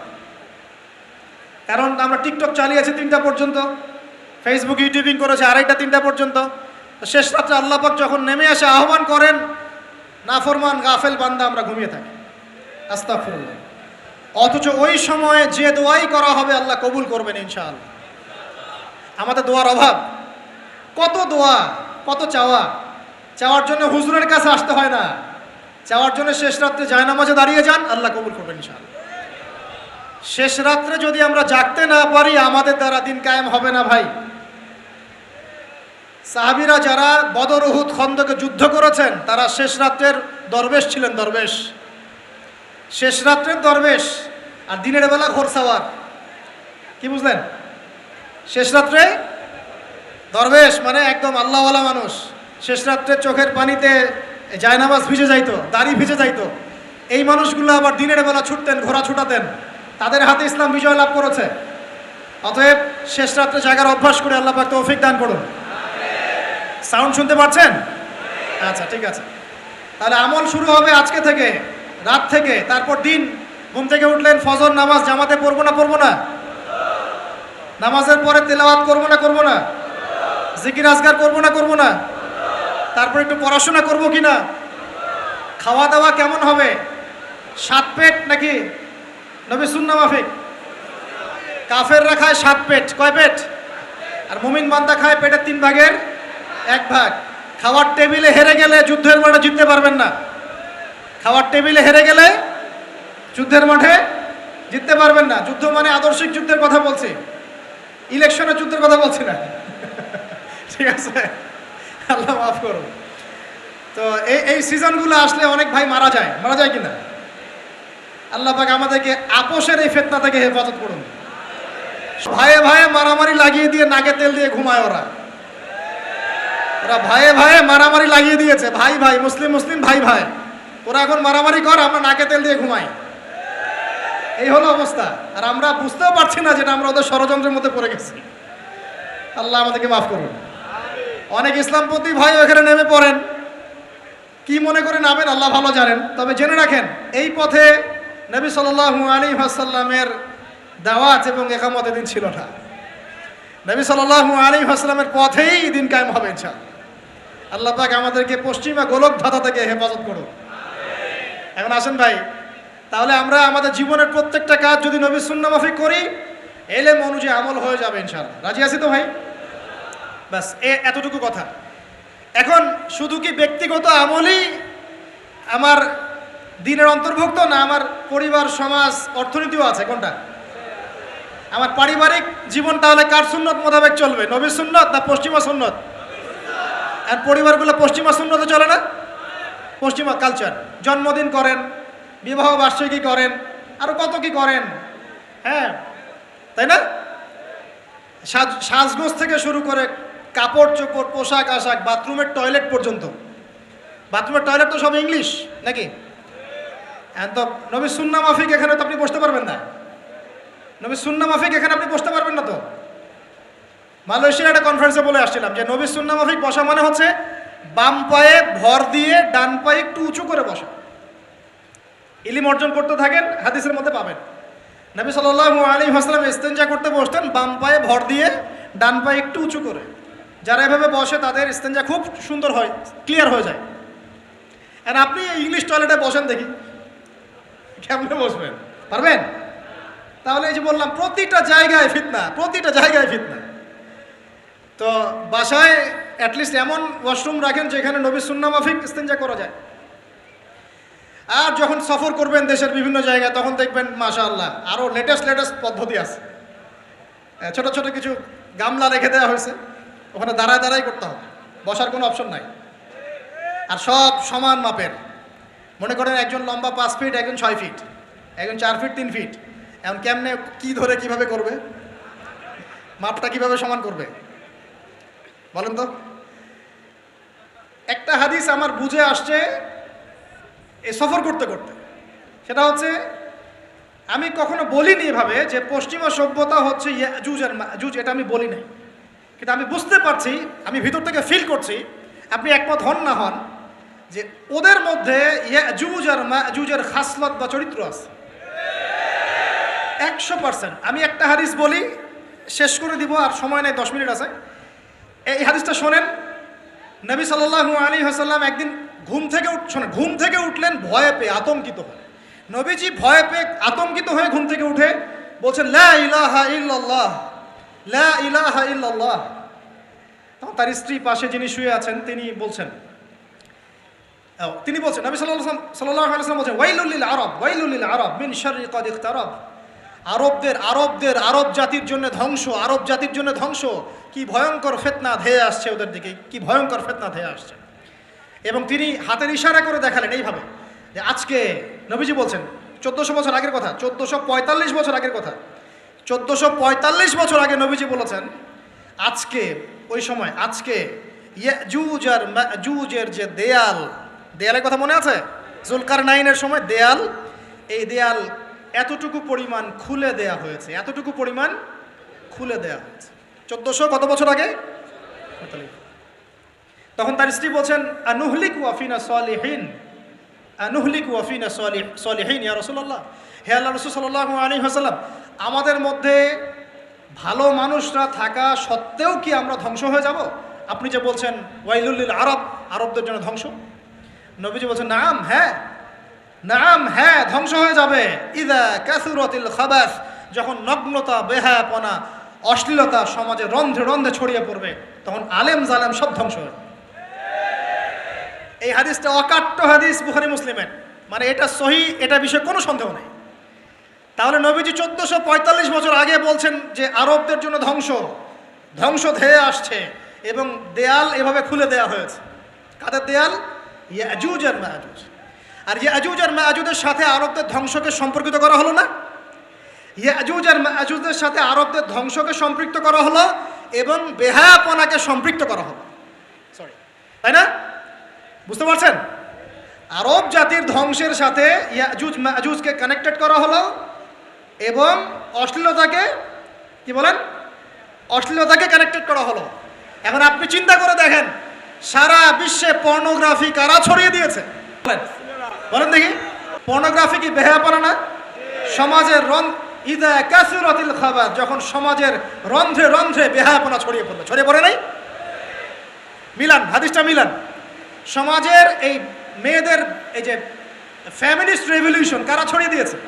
ফ্যামিলিস্ট রেভলিউশন কারা ছড়িয়ে দিয়েছে? ওরা। সমাজে মেয়ে ছেলে একসাথে চলবে একই পোশাকে কারা ছড়িয়ে দিয়েছে? সমাজে মেয়েদের বেপর্দায় চলার এই সংস্কৃতি কারা ছড়িয়ে দিয়েছে? মাদক আর সুদের সংস্কৃতি কারা ছড়িয়ে দিয়েছে? জেনা, ব্যভিচার, পর্নোগ্রাফি, এগুলো কারা ছড়িয়ে দিয়েছে? এটাই ওই যে খুলে দেয়া হয়েছে। এটা আমার ব্যাখ্যা, এটা আমার বুঝ। পৃথিবীর এমন কোন রাষ্ট্র বাকি রাখে নাই তারা এগুলো ছড়াতে, এমন কোন রাষ্ট্র বাকি নেই। তাহলে সব জায়গায় ছড়িয়ে পড়বে না ইয়াজুজ মাজুজের ফিতনা? এই ছড়িয়ে পড়েছে। আল্লাহ পাক আমাদেরকে এই সীমা গোলকধাঁধা থেকে হেফাজত করুন, আমিন। আমাদের সংস্কৃতি নিয়ে আমরা বুক ফুলে বাঁচবো ইনশাআল্লাহ, আমাদের সংস্কৃতি নিয়ে আমরা চলবো ইনশাআল্লাহ। আমাদের কোরআন আছে, হাদিস আছে, আমাদের নবী আছেন, আমাদের সাহাবীরা আছেন, আমাদের দিন আছে ইনশাআল্লাহ। আমাদের অন্য কাউকে প্রয়োজন আছে? এই যে প্রযুক্তিগত কথাগুলো বললাম, একটু মাথা খাটান, এগুলো আমরাই তৈরি করতে পারবো ইনশাআল্লাহ। সব ঢেলে সাজানো যাবে ইনশাআল্লাহ তাআলা। আল্লাহ পাক আমাদেরকে বোঝার তৌফিক দান করুন। তাহলে 1 নাম্বার কি বলেছিলাম ভাই? ইলম অর্জন। 2 নাম্বার ইলম অনুযায়ী আমল। আর এই আমলটা কি শুধু ব্যক্তি জীবনে না জীবনের সব ক্ষেত্রে? আল্লাহ কবুল করুন। 3 নাম্বার নিজের পরিবারের যত্ন নিন। নিজের ইলম অর্জন করেছেন, আমল করছেন, এখন অনেক বড় বড় কথা অনেকে বলবে, আগে পরিবার ঠিক করেন। আগে কি করবেন? ব্যাস, পরিবার বলতে আপনার স্ত্রী সন্তান। কারণ বাবা মাকে দাওয়াত দেওয়া যাবে, বাবা মাকে গালমন্দ করা যাবে না, বকাঝকা করা যাবে না। বাবা নামাজ পড়েন, আপনি কি মাই দিতে পারবেন? মা নামাজ পড়েন, আপনি কি মাই দিতে পারবেন? পারবেন না। তবে এই যুগে কিছু হতভাগা আছে, এরা বাপ মাকেও গায়ে হাত তোলে না। এই যুগে এমন কিছু হতভাগা ছেলে মেয়ে জন্ম হয়েছে, আল্লাহ মাফ করুক, এরা পিতামাতার সাথেও কি জঘন্য আচরণ করে। পিতামাতা দোয়া নিবেন, যাদের সাথে পিতামাতার দোয়া থাকে জীবনে সফল হবে ইনশাআল্লাহ। যার সাথে পিতামাতার দোয়া নাই, অবস্থা খারাপ। আল্লাহ মাফ করুক আমাদেরকে। এখন পরিবার বলতে আপনার স্ত্রী সন্তান প্রথম প্রায়োরিটি পাবে, আর পিতামাতাকে আপনি দাওয়াত দিবেন, নসিহত করে বোঝানোর চেষ্টা করবেন। আপনার সন্তান যদি 10 বছর বয়সে নামাজ না পড়ে, তখন তাকে আপনি পিটাতে পারবেন, কিন্তু আপনি বাবাকে মারবেন না, পারবেন? আর পরিবারের কিছু বিষয় এটা আপনি পাবেন প্যারেন্টিং বইয়ের মধ্যে। আর আল্লামা তকি উসমানী দামাত বারাকাতুহু শাইখের একটা কিতাব আছে, ইসলাম ও পারিবারিক জীবন। ইসলাম ও পারিবারিক জীবন, এই বইটা পড়লে আপনি অনেক কিছু জানতে পারবেন। আমি ডিটেলস বলে দেওয়ার সময় পাচ্ছি না আজকে। এক কথায় পরিবারের মধ্যে তাওহীদ থাকবে, শিরক থাকবে না, ঠিক আছে? পরিবারের মধ্যে সুন্নতের চর্চা থাকবে, কোনো বেদাত থাকবে না। পরিবারে হালাল রিজিক থাকবে, কোনো হারাম ঢুকবে না। পরিবারের বিয়ে করব যখন, দিনদারিতা দেখে মেয়ে চুজ করব, সৌন্দর্য শ্বশুরের টাকা পয়সা দেখে নয়। হ্যাঁ, সৌন্দর্য থাকতে পারে, সৌন্দর্য থাকলে নূরুন আলা নূর, আরও ভালো। কিন্তু যদি মেয়েটা এই যে আমাদের এখনকার সুন্দরী বলতে আপনারা যাদেরকে বোঝেন, নাম নিচ্ছি না, তাদের মতো সুন্দরী নাও হয়, মন খারাপ করার কিচ্ছু নাই। এগুলো সব আর্টিফিশিয়াল সুন্দর। কি সুন্দর? আসল সৌন্দর্য হচ্ছে কলবে। আসল সৌন্দর্য কোথায়? কলবে। আর তাদের কাছে যা আছে আপনার স্ত্রীর কাছে তাই আছে। এমন এক্সট্রা অর্ডিনারি কিছু নাই ওদের কাছে। যা আপনার স্ত্রীর কাছে আছে তা তাদের কাছে সেম জিনিস, সেম। এখানে এত বেশি লোভনীয় হওয়ার কিছু নাই। পর্নোগ্রাফি দেখতে দেখতে মানুষের মাথাটা এমন নষ্ট হয়ে গেছে, নিজের স্ত্রীকে এখন আর ভাল লাগে না, মানুষের বউকে ভাল লাগে, তাই না? এটার একমাত্র কারণ পর্নোগ্রাফি দেখা। যারা পর্নোগ্রাফিতে আসক্ত, আল্লাহ পাকের কাছে তওবা করবেন, বের হয়ে আসবেন, নাহলে আপনি জীবনে কখনো সুখী হতে পারবেন না। আপনি মন থেকে কখনো কনফিডেন্ট থাকতে পারবেন না, সুখী হতে পারবেন না। আল্লাহর সামনে দাঁড়ায় চোখের পানি ফেলতে পারবেন না। চোখটা নষ্ট হয়ে গেছে তো। আল্লাহ পাক আমাদের যুবক ভাইদেরকে পর্ন থেকে হেফাজত করুন। নিজের দৃষ্টি নত রাখবেন, ইনশাআল্লাহ আল্লাহ পাক আপনাকে খাদিজা রাদিয়াল্লাহু আনহার মতো স্ত্রী দিবেন ইনশাআল্লাহ তাআলা। আল্লাহর প্রতি ভরসা রাখেন, আল্লাহ পাকের কাছে যা চাবেন ইনশাআল্লাহ পাবেন। আল্লাহর প্রতি যে ধারণা রাখবেন আল্লাহ তেমনই হবেন ইনশাআল্লাহ। কেউ যদি ধারণা রাখে আল্লাহ আমার সাথে নাই, আল্লাহ আমাকে দিবে না, আল্লাহ তার সাথে থাকবে না। কেউ ধারণা রাখে আল্লাহ আমার সাথে আছে, আল্লাহ আমার সাথে আছে, আল্লাহ আমাকে বুঝেন, আল্লাহ আমাকে দিবেন, আল্লাহ অবশ্যই দিবেন ইনশাআল্লাহ। ওয়া মান ইয়াতাওয়াক্কাল আলাল্লাহি ফাহুয়া হাসবুহ। যে ব্যক্তি আল্লাহর প্রতি তাওয়াক্কুল করে আল্লাহ তার জন্য একদম যথেষ্ট হয়ে যাবে। হাসবুনাল্লাহ ওয়া নি'মাল ওয়াকিল। বলেন হাসবুনাল্লাহ ওয়া নি'মাল ওয়াকিল। স্ত্রী চুজ করবেন কি দেখে? শ্বশুরের টাকা, যৌতুক নেবেন, দিনদারিতা। আর দিনদারিতা কি বাইরের বোরখা দেখেই ফিক্স করা যাবে? বোরখাওয়ালা মেয়েরা তো এখন গ্রামে গঞ্জে, হাট বাজারে, সব জায়গায় কফি শপে বসে বসে ডেটিং করছে না? বোরখাওয়ালা মেয়েদের কত ড্যান্স দেখা যায় ইউটিউবে, অনলাইনে। ভাই এগুলো আমি দেখি না, কিন্তু চোখে পড়ে যায় মাঝে মাঝে। 3 নম্বর কি বলেছে ভাই? বলেন। আদর্শ পরিবার গঠন করা। কোন বইয়ের নাম বললাম? কার বই পড়বেন? আল্লামা তাকি উসমানী দামাত বারাকাতু। বইটার নাম কি? ইসলাম ও পারিবারিক জীবন। ইসলাম ও পারিবারিক জীবন। কিনতে পারবেন তো ইনশাল্লাহ? বন্ধুদের সাথে চা খেতে বসলে 1000 টাকা বিল হয়, এখন 500 টাকা বিল হয় না? একটা বই কিনতে 200 টাকা লাগে না। কিনতে পারবো কি না? যারা বই কিনে বইয়ের প্রতি মহব্বত রাখবে আল্লাহ ওদেরকে এলেম দান করবেন ইনশাআল্লাহ। আমি একদিন বলেছি না, বই নিয়ে একটা লেকচার দিয়েছি না? বই কিনতাম টাকা বাঁচিয়ে। বিশ্বাস করেন এখন বই হাদিয়াই পড়ে শেষ করতে পারি না আমরা। হাদিয়ার পর হাদিয়া বই পড়ে আছে বাসা, শেষই করতে পারছি না। বইয়ের প্রতি মহব্বত রাখেন, আল্লাহ পাক আপনাকে অনেক জ্ঞান দিবেন ইনশাআল্লাহ। 4 নাম্বার, খুব শর্ট করে শেষ করি। 4 হচ্ছে আমাদের রিজিকটা হালাল করতে হবে। রাজি আছি ইনশাআল্লাহ? রিজিক হালাল মানে কি? রিজিকের মধ্যে কোনো সুদ থাকবে না। রিজিকে কোনো সুদ যে খায় সে মায়ের সাথে জেনা করে। সুদ যে খায় সে আল্লাহ এবং তার রাসূলের সাথে যুদ্ধ করে। আমি এমন একজন ব্যক্তির কথা শুনেছি যে সুদ খেত, আল্লাহ মাফ করুক তাকে, আল্লাহ মাফ করুক। আমাকে বলেছেন একজন, আমি শুনেছি এটা, যে ইন্তেকালের পরে দুনিয়াতেই পেটটা ফুলে গিয়েছিল। নাউজুবিল্লাহ, আল্লাহ হেফাজত করুন। মেরাজের রাতে নবী দেখে এসেছেন সুদখোরের পেটের মধ্যে সাপ কিলবিল করছে, রক্তের নদীতে ফেলে মাথা ফাটিয়ে দেওয়া হচ্ছে। আল্লাহ এবং তার রাসূলের সাথে যুদ্ধ করে কেউ সফল হতে পারবে? আল্লাহর ওয়াস্তে সুদের চাকরিটা ছেড়ে দেই ভাই, আল্লাহর ওয়াস্তে ছেড়ে দেই, সুদের চাকরি ছেড়ে দেই। আল্লাহর হাতে আমার রিজিক, আল্লাহই খাওয়াবেন ইনশাআল্লাহ। সারা দুনিয়ার লক্ষ কোটি মাখলুককে আল্লাহ যদি খাওয়াতে পারেন, আমাকেও সুদ ছাড়া খাওয়াতে পারেন ইনশাআল্লাহ। খালি ধৈর্য ধরেন, রিজিক আসবেই ইনশাআল্লাহ। আর যেখানে ঘুষ সেখানে নাই, যেখানে ঘুষ সেখানে আমি নাই। এখানে ভাই যদি কোনো সরকারি কর্মকর্তা থাকেন বা কেউ যদি ঘুষের সাথে সম্পৃক্ত থাকেন, সরকারি বেসরকারি যেই হন, আজকে রাত্রে বাসায় গিয়ে খাস তওবা করে নেন। আল্লাহ, আমি জীবনে যত অর্থনৈতিক অন্যায় করেছি আমাকে মাফ করুন। আল্লাহ পাক মাফ করে দিবেন ইনশাআল্লাহ। এবং আগামী জীবনে ঘুষমুক্ত জীবন যাপন করার চেষ্টা করি। আল্লাহ তৌফিক দান করুন। অমুসলিমরা এখন এইসব সংস্কৃতি মেনে চলে, মুসলিমরা কেন মানবে না? মানা উচিত কি না? আল্লাহ তৌফিক দান করুন। আর ব্যবসার মধ্যে কিন্তু অনেক রিজিক আছে। 10 ভাগের 9 ভাগই কোথায়? ব্যবসায়। শুধু চাকরির পিছনেই ছুটবেন না।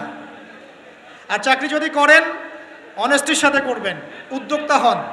অর্থনৈতিকভাবে নিজেকে স্বাবলম্বী করার চেষ্টা করেন, তারপরে বিয়ে শাদী করতে যান। আল্লাহ পাক তৌফিক দান করুন। না হলে ছেলে মানুষের সম্মান কমে যায়, ছেলে মানুষকে হাত পাততে হলেই সম্মান কমে যায়। তো প্রিয় ভাইরা, 4 নম্বর নসিহত খুব সংক্ষিপ্ত করে, আমাদের রিজিক হতে হবে কি ভাই? হালাল। আমি এমন আলেমকে চিনি, এমন আলেমের সোহবতে গিয়েছিলাম যে বাহিরের হোটেলের মুরগির গোশত, গরুর গোশত খায় না। অবাক হলেন তাই না? হজ করতে গিয়েছে, সেখানেও খায় না, ফল খেয়ে থাকে, কারো রুটি খেয়ে থাকে, দুধ খেয়ে থাকে। কারণ এই মুরগি যে জবাই করার সময় বিসমিল্লাহ বলা হয়েছে কোনো গ্যারান্টি নাই। এই গরু জবাই করার সময় বিসমিল্লাহ আল্লাহু আকবার বলা হচ্ছে কোনো গ্যারান্টি নাই। এখানে যদি ব্যবসায়ী ভাইরা থাকেন, আমি নসিহত করব, অনুরোধ করব, সব সময় জবাই করার সময় আল্লাহর নাম নিয়ে জবাই করব। আপনাদের হোটেলের এই পণ্য সবাই খাচ্ছে, একজনের জন্য সবাইকে হারামখোর বানাবেন না। আল্লাহর ওয়াস্তে মানুষকে হারামখোর বানাবেন না। বিসমিল্লাহি আল্লাহু আকবার বলে জবাই করবেন। আল্লাহ পাক তৌফিক দান করুন। সন্দেহ আছে না একটা? আচ্ছা, অতএব হালাল খাওয়ার চেষ্টা করি, আল্লাহ পাক তৌফিক দান করুন। এমন অবস্থা, মানুষ দাওয়াত দিলে আমরা এখন বলি, আমরা বলি যে আল্লাহর কসম দিয়ে বলছি, আপনি নিশ্চিত করেন এর মধ্যে কোনো হারাম টাকা নাই, তাহলে খাবো ভাই, না হলে খাবো না। নিশ্চিত করতে পারলে খাবো, না হলে খাবো না। এভাবে রিজিকটাকে শক্ত করে হালাল করার চেষ্টা করি। আল্লাহ আমাদের সবাইকে তৌফিক দান করুন, আমিন। একটা দোয়া পড়লে হালাল রিজিক পাওয়া যায়, আমার সাথে পড়েন, আল্লাহুম্মা ইকফিনি বিহালালিকা আন হারামিকা ওয়া আগনিনি বিফাদলিকা আম্মান সিওয়াকা। এই দোয়াটা পড়লে ইনশাআল্লাহ হালাল রিজিকের প্রাচুর্য আসে।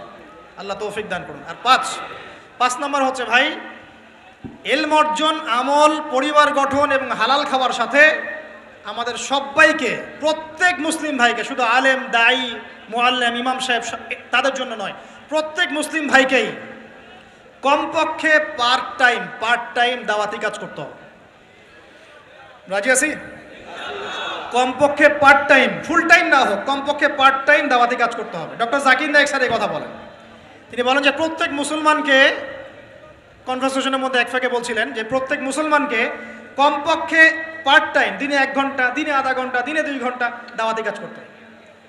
এভাবে যদি সবাই মিলে উম্মার দায়িত্ব কাঁধে নেই, দিন এগিয়ে যাবে ইনশাল্লাহ, প্রচার বাড়বে, প্রসার বাড়বে, কায়েমও হবে ইনশাল্লাহ। হবে কি না ইনশাল্লাহ? বাংলার ঘরে ঘরে তকি উসমানী তৈরি করতে হবে, হাফিজাহুল্লাহ, পারবেন তো? বাংলার ঘরে ঘরে বড় বড় আলেম তৈরি করতে হবে, বাংলার ঘরে ঘরে আলেম তৈরি করতে হবে, ঘরে ঘরে আলেম। আল্লাহ পাক তৌফিক দান করুন। এখন দাওয়াতি কাজ করার আগে নিজের ইলম অর্জন করতে হবে, দাওয়াতি কাজ করার যোগ্যতা অর্জন করতে হবে, নিজের আধ্যাত্মিকত্ব আনতে হবে, তাজকিয়া আনতে হবে। এবং আরেকটা কথা বলতে ভুলে গেছি, হকপন্থী আলেম ওলামার সাথে সম্পর্ক রেখে সোহবতে থাকবেন, একা একা থাকবেন না, একা একা চলবেন না, আলেম ওলামার সাথে পরামর্শ করে চলবেন। দাওয়াতি কাজ করলে কি পাবেন ভাই? একটা হাদিস দিয়ে শেষ করে দেই। দাওয়াতি কাজ করলে যা পাবেন, নবী সাল্লাল্লাহু আলাইহি ওয়াসাল্লাম বলেছেন, কোন ব্যক্তির দাওয়াতে যত মানুষ এই কল্যাণের পথে আসবে, সমস্ত কল্যাণের একটা অংশ নেকি ওই ব্যক্তি পাবে ইনশাআল্লাহ। মানে আপনি দাওয়াতি কাজ করছেন, আপনার দাওয়াতি কাজের বদৌলতে যত মানুষ দিনের দিকে আসছে, দিনের বুঝের দিকে আসছে, নামাজ পড়ছে, কোরআন তেলাওয়াত করছে, ইত্যাদি ভালো কাজ করছে, সমস্ত নেক আমলের একটা অংশ আপনার আমল নামায় অটোমেটিক যোগ হবে ইনশাআল্লাহ। খুশি হন নাই? এর চেয়ে বড় কোনো ব্যবসা নাই, আর যদি কেউ মানুষকে ভুল পথে ডাকে, এই যে ভুল দাওয়াতি কাজ করে, মানুষকে বিভ্রান্তির দিকে ডাকে, তাহলে সমস্ত মানুষের গুনার একটা অংশ ওই ব্যক্তির আমল নামে চলে যাবে, নাউযুবিল্লাহ। আর আমরা যদি দাওয়াতি কাজ ছেড়ে দেই, আল্লাহ রাসূল বলেছেন, আল্লাহ পাকের পক্ষ থেকে গজব আসবে, সুম্মা তাদউনাহু, এরপর তোমরা আল্লাহকে ডাকবে, লা ইউস্তাজাবু দুআকুম, তোমাদের দোয়া আল্লাহ কবুল করবেন না। বলেন নাউযুবিল্লাহ। অতএব আমরা নিজেরা দাওয়াতি কাজ করব, পরিবারের তালিম চালু করব, পরিবারের মধ্যে ইসলামের দাওয়াতি কাজ থাকবে, কমিউনিটি করব, মাদ্রাসা, মসজিদ, মক্তব, বিভিন্নভাবে ইসলামের সম্ভাব্য সকল মাধ্যমে, বর্তমান সমসাময়িক সম্ভাব্য সকল মাধ্যমে দাওয়াতি কাজ করব ইনশাআল্লাহ তাআলা। আল্লাহ পাক আমাদের সবাইকে দাওয়াতের মেহনতের সাথে লেগে থাকার তৌফিক দান করুন।